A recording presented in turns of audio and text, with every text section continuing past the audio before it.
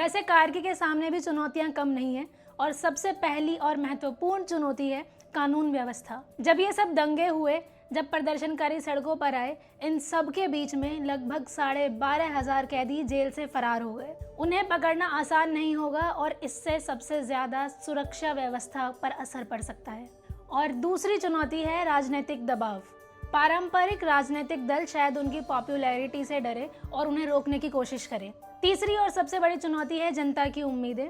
वहाँ के युवाओं का भरोसा जीतना बहुत बड़ी बात होगी। अगर इन आने वाले 6 महीनों में सरकार ने कुछ अच्छा काम नहीं किया या वो जनता की एक्सपेक्टेशंस पर खरी नहीं उतरी, तो ये दंगे या फिर ये सब कुछ जो अभी हमें नेपाल में देखने को मिला, ये सब दोबारा भी हो सकता है। सुशीला कार्की का प्रधानमंत्री बनना सिर्फ एक राजनीतिक बदलाव नहीं है, बल्कि ये इस बात का सबूत है, अगर जनता या फिर खास तौर से युवा ठान लें तो वो सरकार तक बदल सकते हैं। लेकिन असली इम्तिहान अब शुरू हुआ है।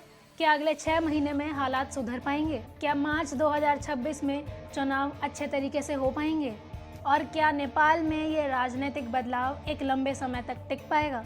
ये सब आने वाला समय बताएगा। लेकिन इतना ज़रूर है कि नेपाल ने दुनिया को दिखा दिया है कि अगर वहाँ की जनता जागरूक है तो भविष्य भी बदला जा सकता है। लास्ट दिनों हमने इतना भी प्रोटेस्ट देखा, उसके चलते जो नेपाल का हाल हुआ वो सभी लोगों ने देखा है। पूरी दुनिया भर में नेपाल का क्या हाल हुआ, कैसे नेपाल जगह जगह से जला और किस तरह से पत्थरबाजी हुई या गोलीबारी हुई, ये हम सब ने देखा।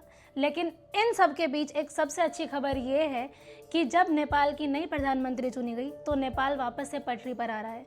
वहाँ के लोग, वहाँ के युवा इतने जागरूक हैं कि अगर वो देश का प्रधानमंत्री बदल सकते हैं तो साथ ही साथ वो सफाई अभियान में भी लग चुके हैं। जो कुछ भी बिखरा नेपाल में वो सब समेट रहे हैं, सफाई कर रहे हैं और अपने नेपाल को वापस से स्वच्छ सुंदर बनाने के इरादे से इतनी मेहनत कर रहे हैं।